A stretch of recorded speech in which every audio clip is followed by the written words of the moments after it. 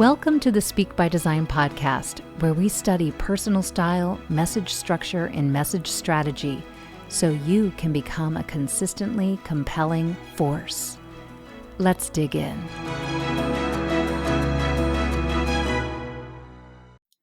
Where do you need to increase momentum? Look around yourself, and it could be with a person, it could be with a project. So with a person, think of a new hire situation. You hired someone, they were all energetic, they hit the ground running, they had great onboarding and some clear expectations set by you. But 7 months later, you are noticing there's some fatigue and they're not moving at the same high pace with the same positive energy that they were before. Something has changed.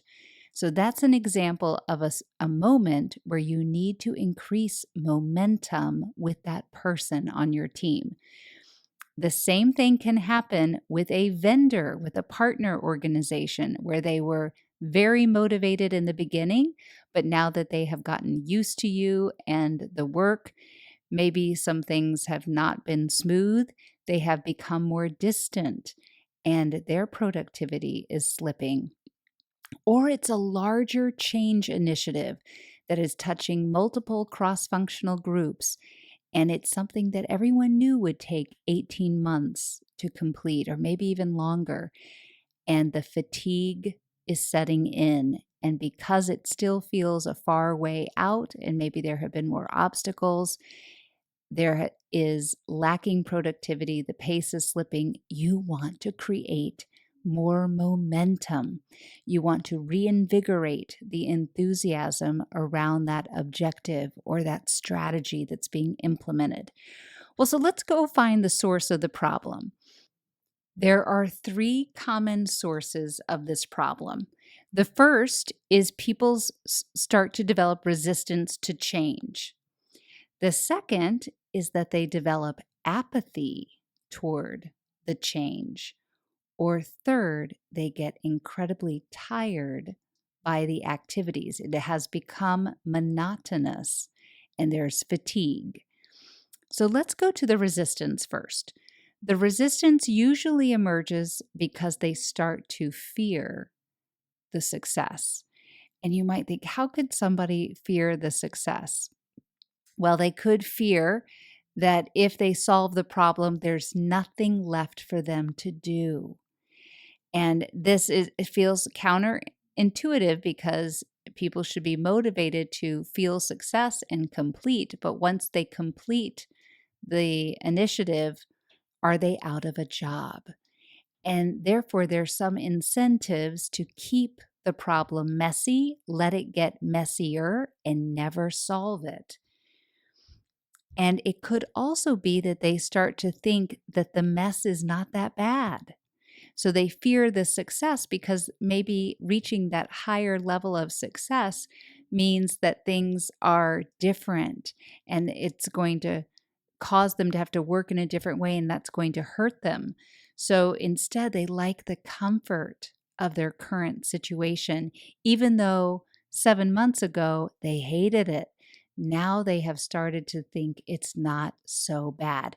And you see this happen all the time, even with executive boards who know they need to change people on the management team, but they will get, over time, they just start to accept the situation, they accept the deficiencies of the organization and think it's good enough. And it is often because they're afraid of rocking the boat. So ask yourself, is that what's going on with your people? It could be the fear of success, but it could also be the fear of rocking the boat and creating conflict that might be unpleasant. But the second possible problem is apathy. So let me explain apathy. Apathy is when 2 emotions are present at the same time, and the 2 emotions are deep love and hate at the same time. So love and hate collide and create a neutral feeling called apathy. And when someone has apathy, they have almost zero productivity. It's almost as though the light goes out in their eyes. They're no longer speaking in meetings. They're withdrawn. They come late. Their quality of work is not as high as you would expect. And that could be from a high performer. And it's actually most alarming when it comes from the high performer because you, the leader, have this memory of things used to be great, but something has changed. And often the leader will take it personally that the leader has let them down. Do not take this personally. It is a communication opportunity, but there are so many factors involved, and you may never know what led exactly to the apathy. And the answer for apathy, when you see it around you from your team members, your partners, your peers, is to create new goals. And I've got a list of things I'm going to offer to you as tips and tricks to increase momentum. One last thing I want to say about apathy is they will also naturally become apathetic if they think the change or the initiative that you're recommending is no longer relevant. And that would be on you. So let's assume the leader has said, we need to make a process change, and the process change is taking longer than expected. And meanwhile, something bigger has changed, and now that process is really not relevant at all, and it's no longer a priority, yet you, the leader, keep pushing it. That is when it is very demotivating to your team, when you are still pushing a priority that is no longer a priority, but you don't see it. And sometimes, leaders, we do have blind spots. The third element I mentioned that can be a problem and can be the cause of fatigue is that people are overwhelmed by the constant changes coming their way. If the leader is suggesting too many changes at once, so let's suppose it's 7 months into an engagement and you are still tweaking the objective, changing the priorities, renaming initiatives, that's hard on people because they want to wait until the strategy gets set. And if it feels like you don't know what you're doing, their leader doesn't know, they are going to pause and hold their breath and wait for things to settle down. But the other thing that could be happening is that the communication coming at them is chaotic. So imagine, I know you've been there where you are receiving back and forth emails and people, one person will say, let's do X, and another person says Y. And then that same person who wanted X says, well, I like Y, but I don't like these two elements of it.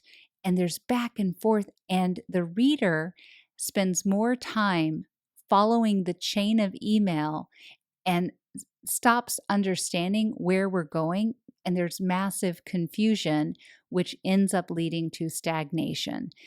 And that stagnation is what we want to overcome. So that is our topic today. How do you build momentum? Are you ready? All right, this is tip number 1. Create a north wind. Now, the north wind concept is that you do not push people with your ideas. You get them to pull in your ideas. You attract people to your ideas. So how do you do that? It is usually done with a verbal message, live and in person, where you articulate the vision again.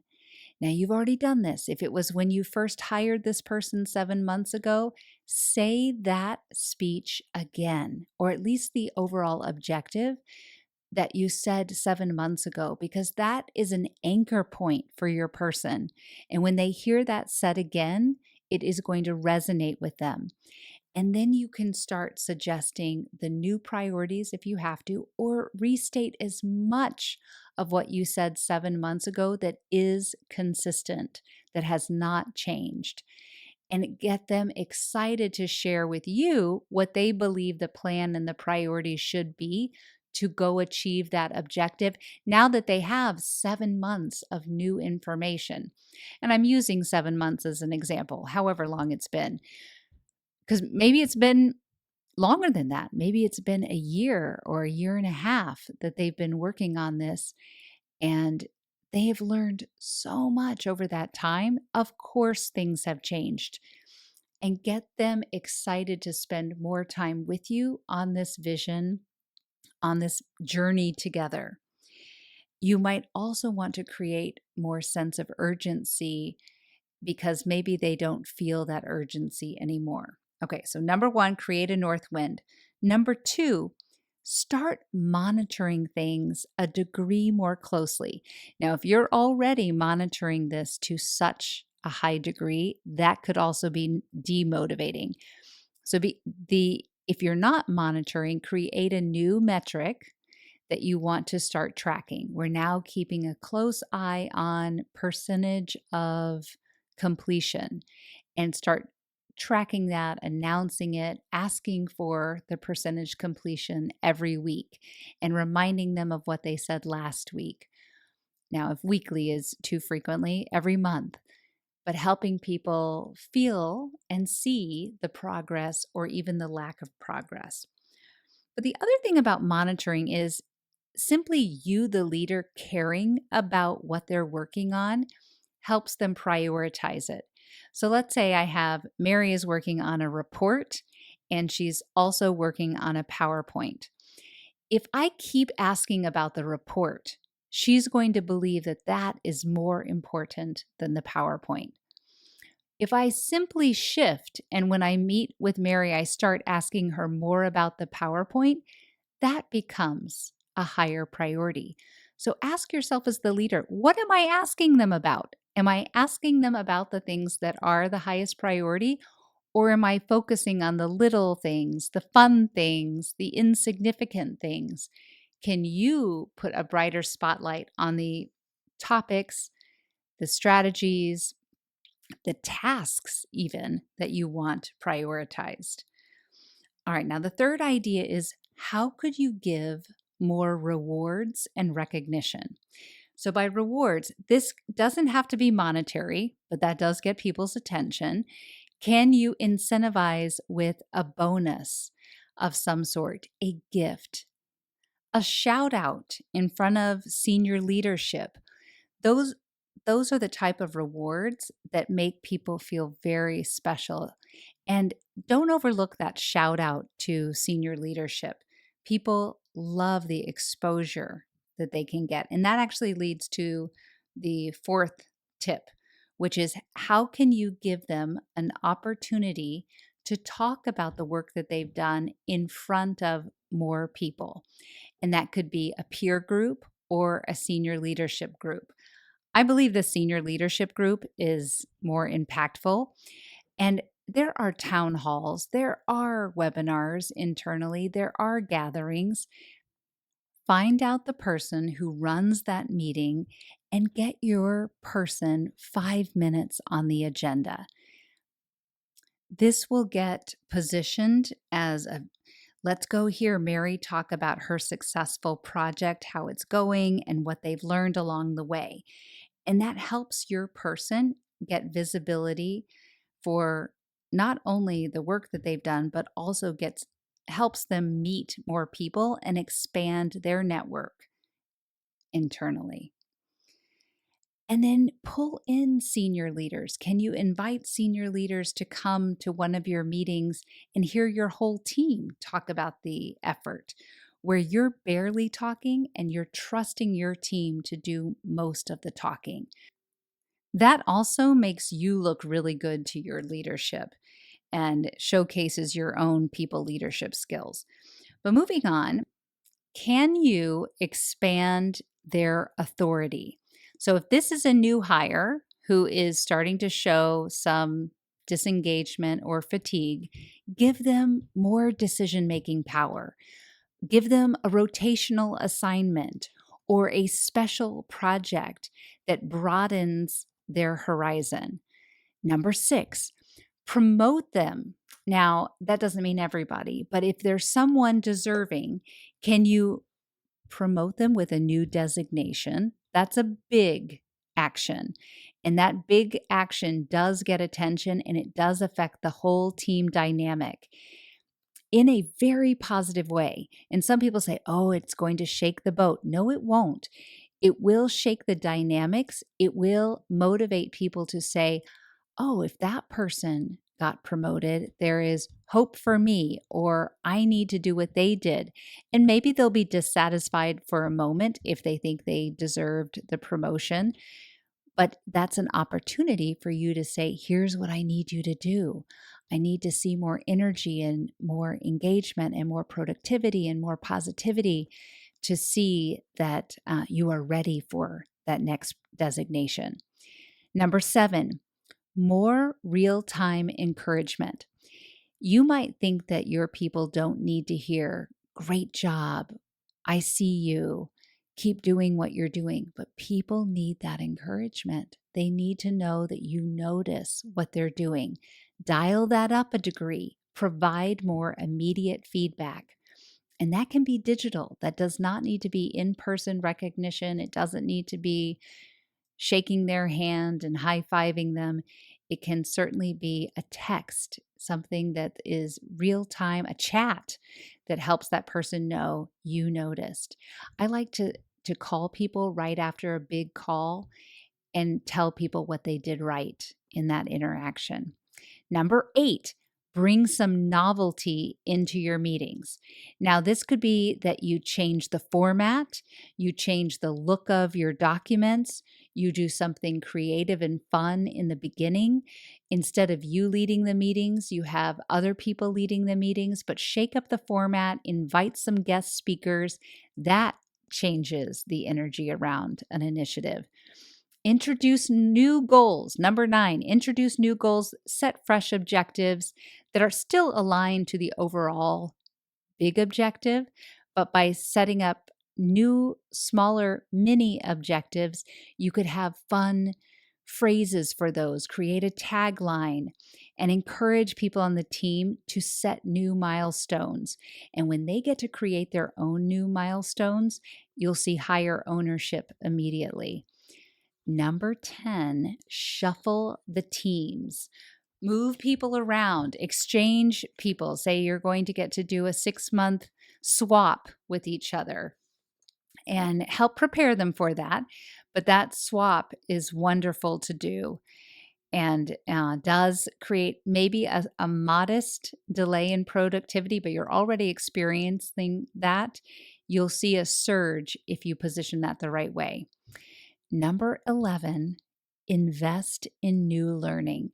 This is why training and courses are so helpful to people. When someone learns something new and exciting, they cannot wait to apply it. So look around and maybe you ask them to say what they want to learn. You can also survey them and ask them what they want to learn if you have a large team, and follow through on getting them that learning. And then number 12, and probably the best bang for your buck when it comes to time, is create a new gathering, something very special, an event that brings everybody together. And I'm thinking of this for a larger change effort. If you had an 18-month project, make an offsite event where you have a theme and you have activities and you have problems for them to dig into and solve with each other, and you invite interesting guest speakers from outside the organization and inside the organization. A town hall, an offsite, or some other type of special event to reinforce the change and help refocus energy and commitment. Now, do you do all of these all at once? For heaven's sakes, no, you can't do them all at once. Choose one. And I said that last one is probably in many ways, the easiest. But if you don't need to do it with a whole group, it's really about one person who you want to incentivize, then a lot of the little things can move the needle fast. I'm going to share one cautionary tale about this. I worked with someone who was so good at reinvigorating teams and building momentum through long-term initiatives.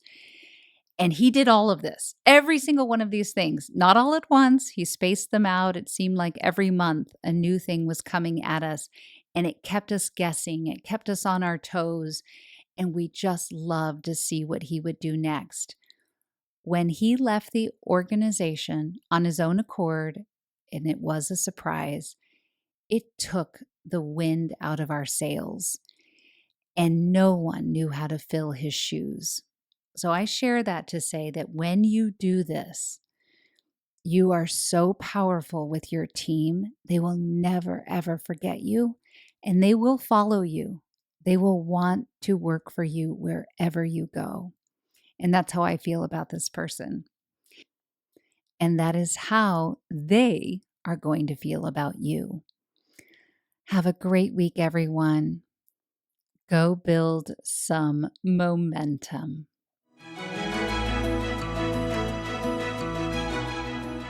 If you are enjoying all of these lessons, but now you're hungering to turn all of this into skills and habits that make this work intuitive and natural so that you don't have to think about it, then you want to join Speak by Design University. That's our coaching program that gives you private coaching, group coaching with me, group training, self-paced learning, as well as exceptional networking with other people like you. This program is for managers and above, people whose careers are on fire and they're looking to hit their next level, and they want to do that sooner rather than later. Check it out at speakbydesign.com/join. That's speakbydesign.com/join, and you can start with us at the 1st of next month. We hope to see you there.